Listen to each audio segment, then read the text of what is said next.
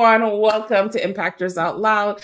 My name is Tracy V. Allen. I am the host of Impctrs Out Loud. And today we have with us Michelle, and I'm going to bring her up. So, Michelle Thomas. Hi, welcome. So, Michelle often refers to herself as the Olivia Pope of life coaching by her peers. Has faced and overcome numerous life scandals with intrigue and faith. Raised by a single mom in Brooklyn, New York, she was the first in her family to attend college. Oh, she's breaking a lot of barriers.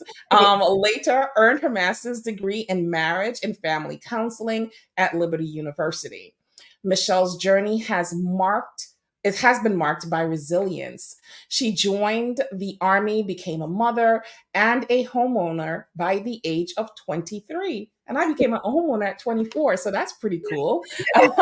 Despite facing a major personal scandal due to her ex-husband's actions, she chose to embrace change and face her fears, ultimately ending the marriage after 16 years. Today, Michelle is an international podcaster, educator, life coach, writer, and speaker, known for her transparency and authenticity. She resides in Texas with her two daughters and has been featured in major media outlets such as Fox, CBS, and NBC. Her life is a testament to her belief in God's mercy, and her current life verse is Isaiah 61:7, which speaks to receiving honor and prosperity instead of shame and dishonor. Welcome, Michelle. Thank you so much for having me on, Tracy. Thank you, everyone, for tuning in. I'm just so grateful to be here. Okay. So, Michelle, your bio says a lot. So there's a component to your bio that I did not read, but I do want to tell people what it says. It says, when the FBI comes knocking on your door. And I was like, ooh, okay, that would scare anybody. So tell us a little bit about, because I mean, that is a hook, right? Once you read that, you want to read the rest of it. So tell us a little bit more, all the details that I left out. Why don't you tell us a little bit more about yourself? So I was married for 16 years, like I said, like you mentioned, and my ex-husband at the time worked for the federal government. And so when there's an investigation, they investigate their own. They don't call the police, right? They call their own people, which is the FBI. And so there was an issue with, it was some sexual misconduct. Oh. I don't know how much we can say on this platform because I know you're going to push it out to too many, and some words might be highlighted, and I don't want anything flagged. So I'm going to try to use the best words possible. Okay. Okay. There was some sexual misconduct that he was involved in, and because of it, they had to come out and do a full-on investigation. And so they came to the house to inquire and ask him some questions. But when they noticed that I was there and our children were there, they said, well, we can't question you in your home anymore. Meet us down in our office. So the whole time I've been asking him, hey, did you do anything inappropriate? What's going on? He denied. Okay. And it was a lie. Okay. And so he was found guilty of this sexual assault, and he was sentenced to prison because of it. And so I was married, 16 years, two girls. We were in ministry at the time. It was all over the page of the paper. Ran on the news multiple times because we live in a smaller town. And so it was just like my whole life fell apart. I understand the verse. Yeah. I understand the verse. It fell apart. And you're trying to pick yourself back up, and you're trying to stay strong for your girls because, they didn't do anything wrong. And how old were they at the time? So my youngest was 4 at the time, and her sister was probably around 11 or 12 at the time. So she understood more what was going on. She understood everything. Yeah. She could read the paper and understand. And And go to so, school. mhm, Kids mhm. tend to be a little mean. Yes, yes. And Yeah. so we had to really pull her to the side and we had to Mhm. explain everything to her in the best terms that we could because, Okay. she's still a child and Mhm. understanding that it's just like it was really crazy to comprehend. Because what do you know about sexual misconduct at 11 and 12? You have no idea. You just you Right. barely can put deodorant on, right? you know, Yeah. we're still telling you to brush your teeth and stuff like that. So Right. you know so we Mhm. try to do the best that we can to explain what was happening in her life. And so from that, I decided to write a book because people wanted to know what was happening. I had got Mhm. on stage at a women's conference and I told my testimony in full, and Okay. it really helped people. Mhm. And I got off the stage and there were just lines and lines of women. And How how long after this episode happened did you tell that story on stage? okay, so the incident happened in 2014. He Mhm. went to prison in 2016. I Okay. divorced in 2018, and I Mhm. told the story in 2020.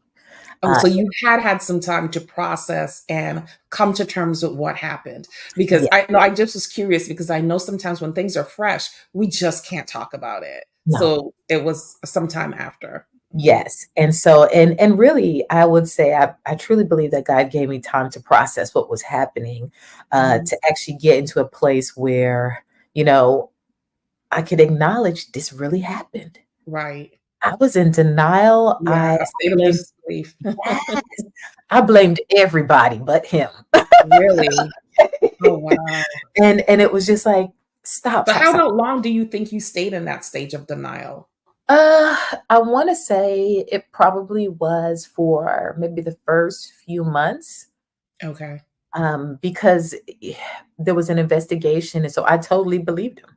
Okay. Totally Yeah, believed him. because he told you that, it didn't happen and you had no reason prior to disbelieve him or, You're gonna he have your didn't do anything before that right. made you not trust him. Right. You're gonna have your spouse's back, Right. right? You're Mhm. 16 years in now. Well, at that time, I wanna say it was 13 years. So, you Mhm. had some tenure. So you Right. can have your spouse's back. You've been through enough. To Mhm. be in a marriage for 10 years, you've gone through something. And so now we're at 13 years, and I'm like, okay, I'm sure he's matured. You know, this is not happening. And Mhm. so I believed his back. I just had his back. I believed everything he said. I really, and because we were in ministry, I thought that this was a spiritual attack, right? Oh, This is okay. this is an attack from the enemy. Yes. Right. Has to be, right? Because he would never do that. Yeah. Well, I was wrong. Okay. I Gotcha. was wrong. And it took Mhm. me a minute for me to just kind of really get my mind together and accept that this is Mhm. happening. And I stayed married. I stayed married for a long time. It was like 4 years later, I got Right. divorced because Mhm. really, like sometimes you hear that God's going to do something with this marriage, God's going to use Mhm. it. You hear all those things, and you're like, yeah. And then Mhm. one day I was like, no, I don't want God to use this. No, no, no, no, no. I don't want anybody repeating this type of behavior. Mhm. No, let it stop and end with me. Okay. So Right. I was like, I don't want to condone this. And I don't want anyone to look at what I have and say, Uh-huh. man, I want a marriage like, no, no, no, no, you don't want a marriage like this. Okay. Even though Uh, we've endured, that's not what I want. so right. So let me ask you a question. I want to go back to the quote because the quote is so perfect for what has happened in your life. Mhm. Not the quote, the passage from the Bible.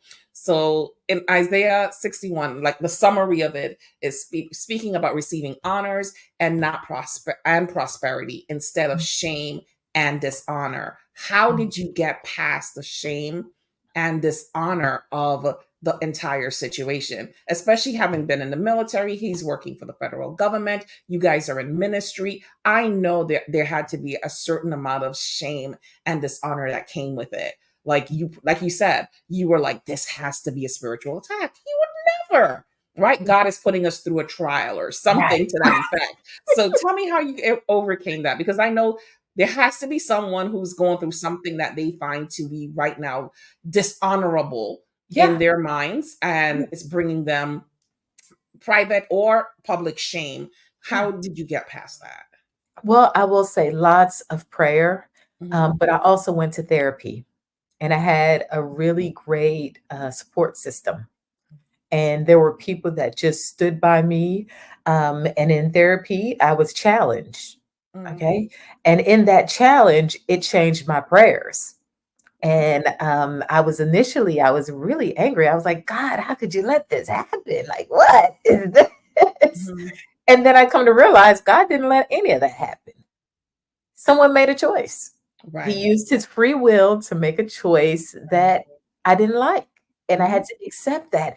And I once acceptance comes in, healing takes place. It begins to take place and helps out with the process. And so I did a lot of that. And Mhm. I went to divorce care for 3 sessions. Now, a lot of times people will just go to maybe 1 or 2 meetings. No, I completed 3 full sessions of divorce care. So I Okay. was in divorce care for maybe almost maybe 9 to 10 months, Oh, okay. just continuously going back doing divorce Mhm. care. Then I was also in therapy as well too. And then, like I said, I have my support system as well. So I didn't do this by myself. And I don't encourage anyone to try to get out of a hard situation by themselves, because what's dishonorable to me, something else might be public shame to you. And especially Right. if you live in a small community and you go to a Mhm. small church, woo, those people could be nasty. Yeah, the scandal lives on, right? It does. And then Yeah, you get over it until right. someone else messes up and then there's a new scandal. No one cares anymore. And then Mhm. you're like, Mhm. no one cares Yeah. anymore. Yeah. Yeah.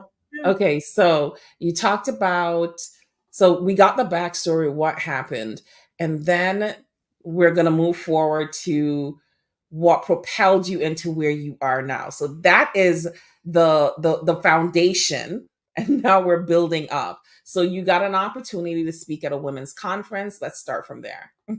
Yes. So one of my friends, I had gone to I've been going to these conferences for a number of years, and they Mhm. had a session called the living room sessions. And this is an opportunity for you to go to a retreat and kind of get away.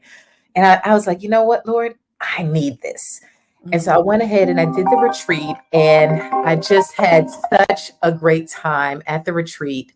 And I saw a move. I saw like God just really changed my heart. And one of the ladies says, "Hey, Michelle, what do you think about sharing your testimony with the ladies?" Now, this Mhm. is a pretty big conference. It's about 1,000 women. All right. Okay. And so I said something really religious. I really did. I said, let me pray about it. Right. And I was in my classroom at the time because I was in education, Mhm. and I was just cleaning down some desks. And I was like, God, do you want me to tell 1,000 women about your goodness in my life and how you got me through it? And then I had Mhm. the answer. What was he going to say? No, don't tell anyone. Right. So I was like, I Mhm. called her back and I said, yeah, sure, I'll do that. And Okay. I got on the stage, and that's when I told my story. And from that, I decided to write my first book, When Scandal Comes Home. And I'll just kind of show you a little bit of, this is it right here. Yep. Okay. And so it gave a little bit of backstory of what happened, what I couldn't tell on the pulpit, Mhm. because some stuff, just not Right. appropriate. So I Mhm. gave some backstory, and then I have some questions in there to kind of help you navigate through your hard season in life as well too. Mhm. And so from there, I decided to do some coaching. I signed up for a Okay. coaching program. The Mhm. public speaking was there, the coaching was there. And then I started doing podcasts and retreats. So it was just like Mhm. one thing led to the other. And one thing about helping people, it can be almost addictive. It's Yes, just like, it can be. you, No, you it know, seriously, it can be. It's yeah, like you kinda get your dopamine hit yeah. from helping someone and seeing what you've done transform Mhm. their lives. Yes. And so it was just like I made a decision Mm. that I was not going to let this thing overtake me. I made a decision that I was going to be intentional.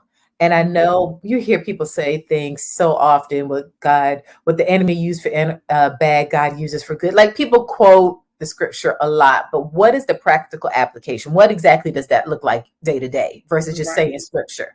The Mhm. day to day is being intentional. Okay, so I decided to create businesses surrounding some of the trauma that I have experienced to help the women navigate through it. And so there's no accusations. I'm not accusing, I'm not judging. I'm listening and I'm offering solutions, practical solutions to get you from point A to point B to point C to point D. And you kind of keep going. I don't Mhm. want you to be dependent on me. I want you to have the tools to help yourself when I'm not around. So that's Right. what I tend to do. Yeah. Yeah, I like that you don't want people to be dependent on you, Yeah. because I talk about that all the time in my consultancy, is that I want to come in, work with you, and equip you, your staff, whoever you have, all your stakeholders, with the tools to move forward without me. You may need to lean on me once in a while. And then when I say Mhm. lean on me, you may need me to call me, ask me a question, or have me come Right. in and do some type of training and development for you, but I don't want to work for you. I don't Exactly. want to be your crutch. I don't want to be that person that you hold on to every time something slips. It shouldn't be that way. I need to give you all the tools necessary to move forward on your own. You have to have some autonomy about how you navigate through this life. So I like Absolutely. that. I really Yes. do like that. Yes. Mhm. Okay, so what type of, without of course divulging any type of um HIPAA violations, Mhm. going towards any type of HIPAA violations. What type of women, what are they going through? And how is what you're doing transforming their lives and I having meet that trickle down, that ripple effect throughout our society? I meet a lot of women that have been in marriages that have experienced infidelity or Okay. adultery. Mhm. I eh, I'm the go-to, unfortunately. Well, I mean, considering what you've went through, um, Um, yeah, yeah. it makes So sense. definitely that. And Mhm. so, I tell them like you can get through it, and I give them some of the things that I've done in my life personally to help me Mhm. transition from, hurt, the pain, the shame, and I kind of help them with that, and then mindset. Mindset, Because yeah. really, you have to have a new normal. And that's with anyone that I've ever coached before. You have to create your new normal. You have to one accept that your old life is over, and that's Mhm. okay. It's Mhm. okay. Accept that it's over, and then now you're creating a new normal Mhm. and you're open up to so many possibilities. Don't limit yourself. Mhm. Okay. So I try to encourage them to think differently. I call myself a perspective shifter. I love to shift a person's perspective with a conversation, with a meeting. Mhm. Sometimes it's not as negative or as bad as you think it is. Mhm. Perhaps, because we hear people talk about it like this is actually working out for your good. This is Right. exactly what you wanted, Mhm. but it got a little messy in the process. Right. But you're going to get to where you really want to be in life. I do want to double back though on the shame aspect of it. And it's not Mhm. that I want to harp on it, it's just because I used to be in education myself. And I know a lot of people who carry around a lot of shame. Mhm. And that shame tends to cripple them. So they Yeah. want to do a whole lot with their lives, but the shame that they're carrying around from an action that they have done in the past or someone has done to Mhm. them, Uh-huh. it keeps them stuck and they're unable to move forward and live in their full potential. How Mhm. do you tell someone how to get past that shame that they're carrying around, that it's like carrying a heavy backpack Yeah. on your around all day every day, and it's just a blocker because they can't do a mindset shift unless they're able to get past the shame that they're carrying. Yes. So we definitely have different conversations. Mhm, And when I coach women, and I only coach women, we do mhm, a lot of homework. Okay. So we're going to unpack some things. And mhm, once we do that, that's when we can go into maybe releasing the shame. Now, I can't force you to release it. mhm. Right? That has to be a conscious decision that you make. And I would hope, and these are with all the ladies, once they hit me, they've determined that they want it to change. So it's not as difficult for me. I'm not pulling teeth. I'm not Okay, forcing. They have great. already made up in their mind that they Mhm. want to change and they want to get out of this. Now, how much do you share? How much do you tell with people? That's going to depend on the situation, if it Right. calls for it, and what is the action that's going to come out of it. Is Mhm. it just I'm giving you information about something that happened in my childhood, and the shame just for sport? Like, Mhm. what's the benefit The behind transformative effect. Mhm. before telling your testimony, before sharing your story? And so I encourage people, don't share if you don't know where it's going. Going. Okay. Yeah, And how yeah, do you tell people to deal with those people, even though you want to get past the shame? You're like, okay, I've dwelled in this place enough and I need to move forward. But you have people in your life who will not allow you to overcome the shame. So every time you try to take 10 steps forward, they remind you of whatever you did that was shameful. yeah. Listen, don't deny that it happened. Hmm. Okay. And that's one of those things, like, it did happen. That happened in 2014. Hmm. It's 2024. I am doing blah, blah, blah, blah, blah.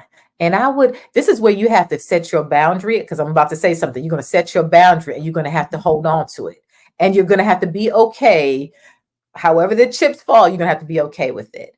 Hmm. That happened in 2014. I'm in 2024. I've gotten so much better. I've gone to therapy. You share what you want to share, but I Right. don't really want to go back there. And if you keep talking about it, we're Hmm. not going to maintain the friendship, or I'm just not going to come around. Like, Yes. you set your Absolutely. boundary and be okay with sticking with it. Don't let anyone shame, manipulate, or twist you into lowering your boundary. I just talked about this the other day. Your boundaries need to remain.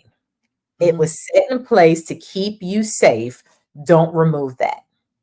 Okay. Maintain your boundaries. And if someone is willing to try to manipulate you, and this again comes down with spirituality, sometimes, especially in the body of Christ, people will try to, well, have you really forgiven? Hey, these are my boundaries. Okay. Yeah. They are not changing. Yes, I love Jesus. Yes, I love God. Yes, but my boundaries remain. And Right. we teach people this. See, we're not accustomed to hearing that. So sometimes people are like, but we have to teach that my boundaries remain.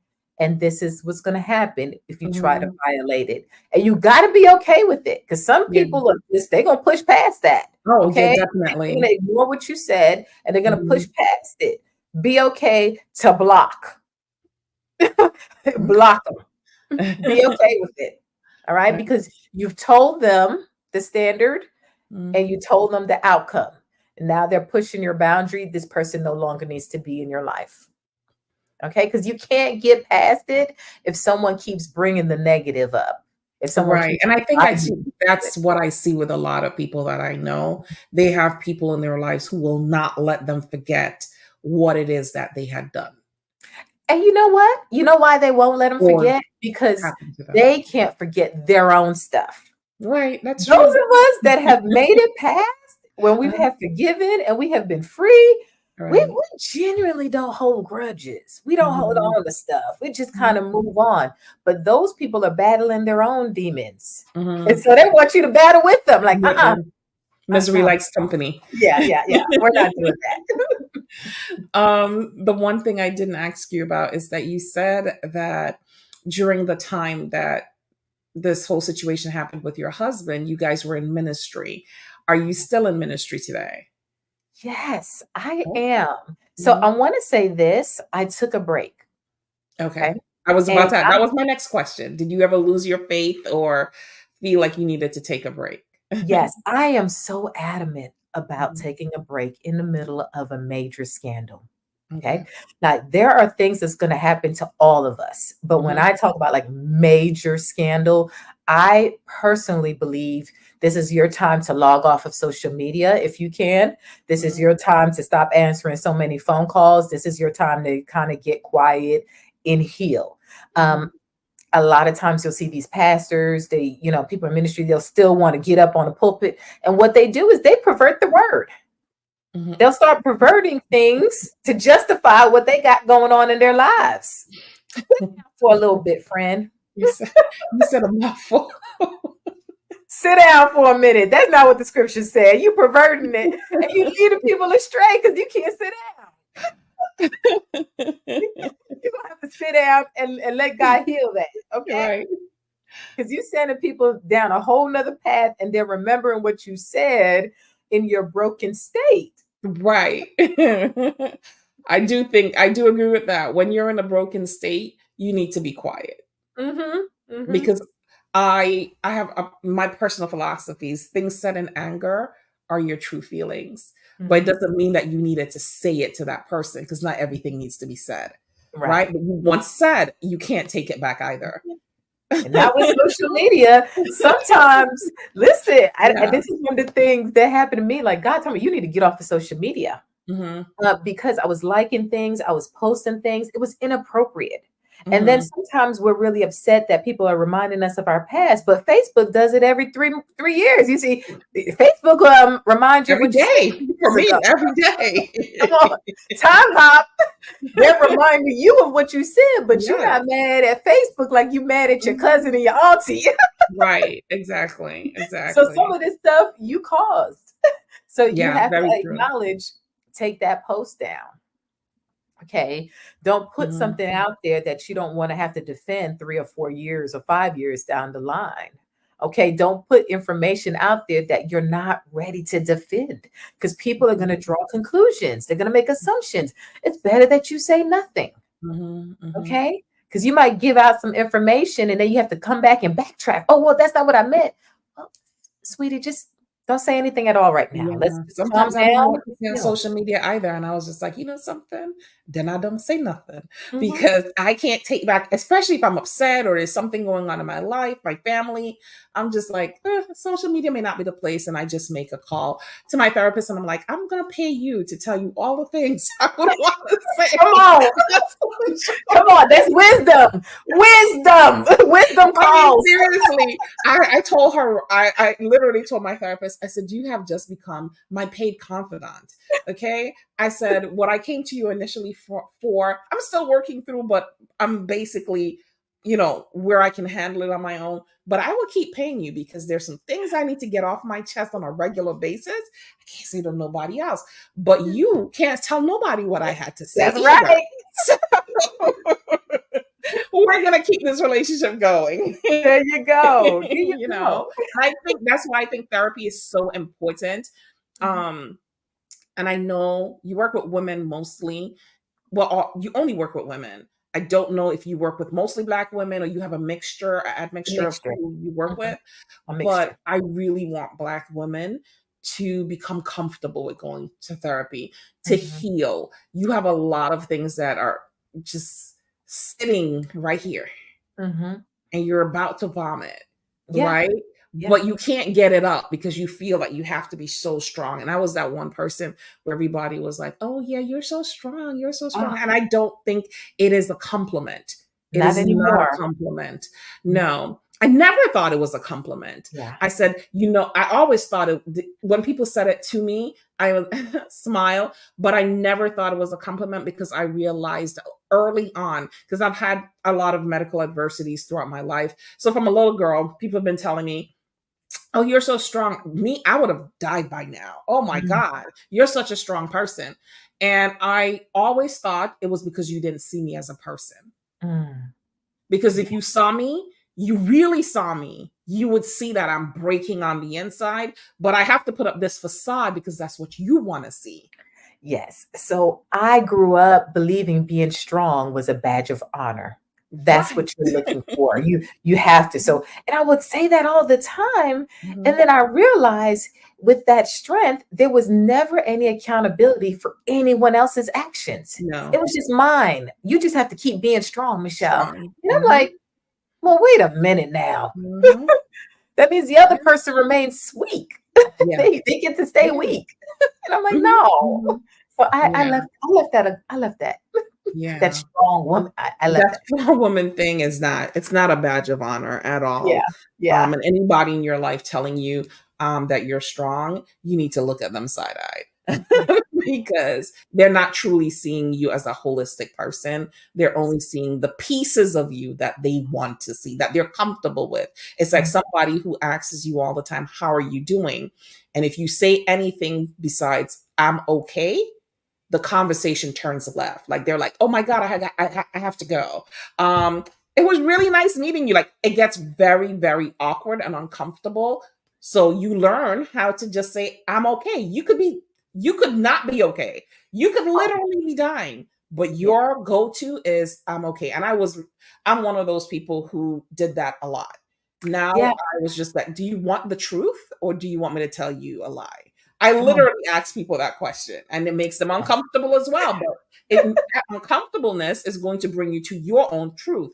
Don't ask me if I'm okay if you don't really want to hear how I'm doing in that yes, moment. exactly. I was the blessed and highly favored, you know?